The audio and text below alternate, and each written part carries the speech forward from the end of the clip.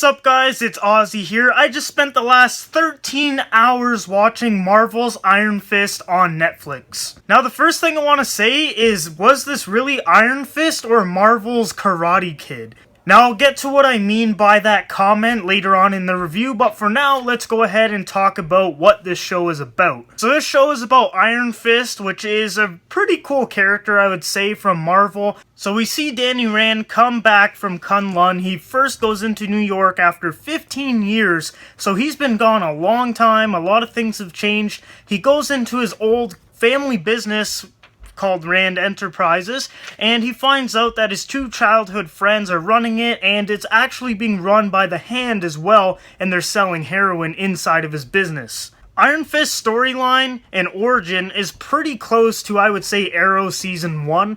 It's pretty much identical. Arrow is a boat crash or sinking, and then Iron Fist is a plane crash, and then they both go back to billionaire families and businesses. If you guys have watched the Ultimate Spider-Man TV show, he's in it, and I think he's awesome in that show. Iron Fist was portrayed by Finn Jones, which honestly I had no problems with his character at all. I think he portrayed Danny Rand perfectly. There's not much else he could really do with the character. Jessica Henwick was Colleen, which is one of my favorite characters in the show. She was so intriguing, she had so much energy, she was so fun to watch on screen fighting, and her relationship with Danny developing throughout the season was awesome. David Wenham played Mr. Meacham. I thought his character was crazy, his story was crazy, his connection to the Hand, which was the villain of this season. Yes, the Hand is the villain again, which I don't mind at all, because it's really cool to see all these crazy ninjas and all this crazy evil stories that's based off of the Hand. Tom Pelphrey portrayed Ward in this show, and I thought Ward was, honestly, he was one of my favorite characters in the show. He was so evil at the beginning of the season, and he slowly turns good, but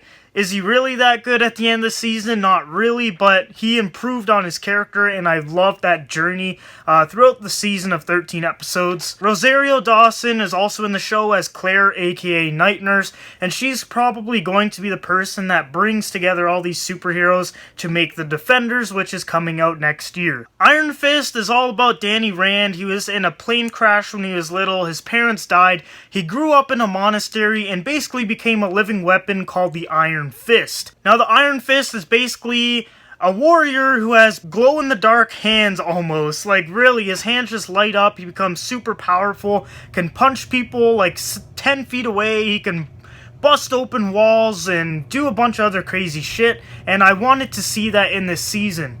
My biggest problem this season was that the Iron Fist was barely used. Now back to my comment at the beginning of the video when I said he was basically Marvel's Karate Kid, I truly mean that. He barely uses his Iron Fist abilities in the show. He has the tattoo on him, he has the fists and everything, but he just doesn't use it for some reason. This short clip of the Karate Kid basically sums up the entire Iron Fist season.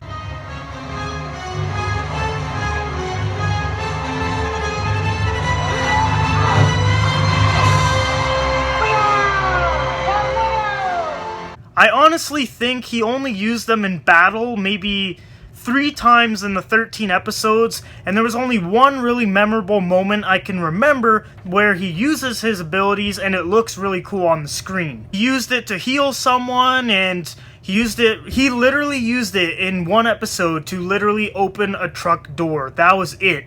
He barely uses his abilities, and that was a huge disappointment for me because watching Iron Fist, I wanted to see Iron Fist. But instead, I got Finn Jones as Danny Rand running around punching people.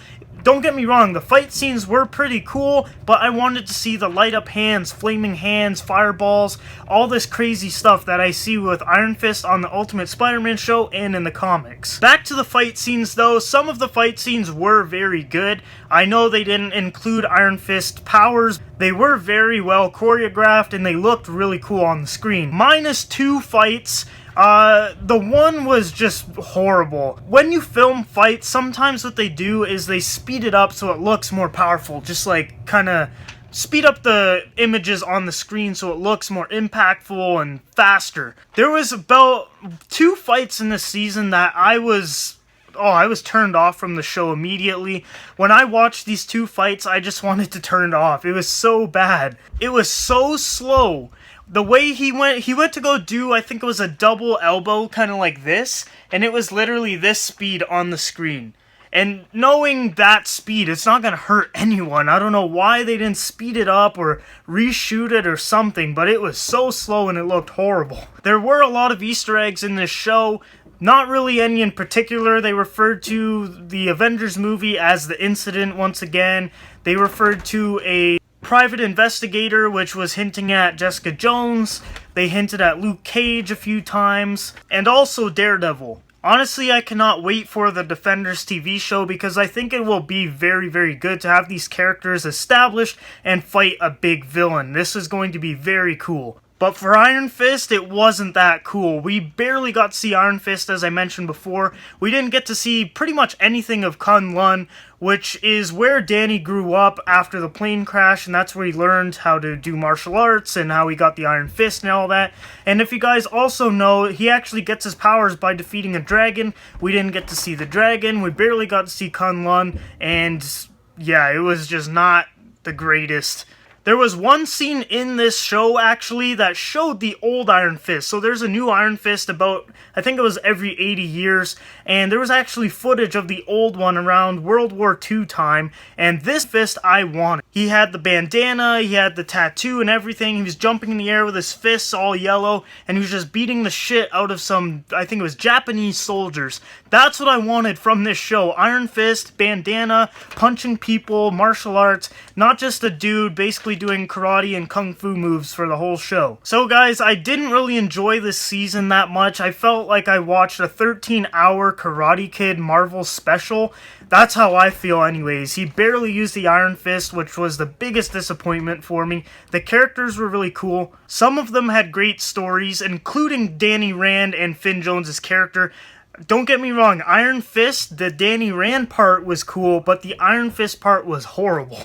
So without further ado, I'm going to give Iron Fist a C rating. Now this is because the show is called Iron Fist and we barely got any Iron Fist. The characters and some of the fights is what really kept this thing going, otherwise this would have been horrible. So yeah guys, if you guys have watched Iron Fist on Netflix, leave a comment below of what you guys think. Honestly, I think some people might like it, but some people are probably going to hate it. And me, I'm kind of a little closer to hate, but I'm not hating the show that much. It's just I wanted to see Iron Fist because he is a very cool character and I don't think they did him justice in this show. I really hope in Season 2 they continue with the Kun Lun storyline and the dragon and more of the origin. We barely even got to see any origin. He literally shows up at the beginning of the show just walking through New York.